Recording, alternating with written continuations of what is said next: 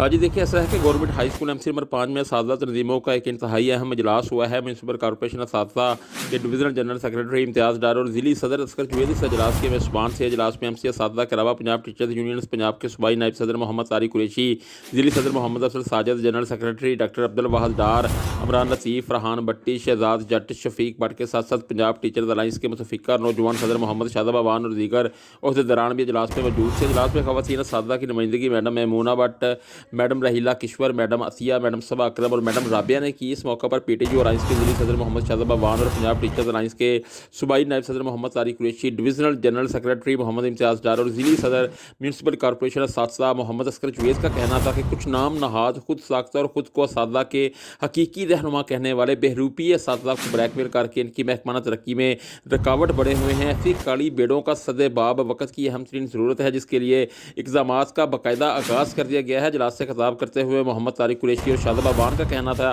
कि असातिज़ा के वसी सर मफाद के लिए पंजाब टीचर्स अलाइंस तश्कील दिया गया है।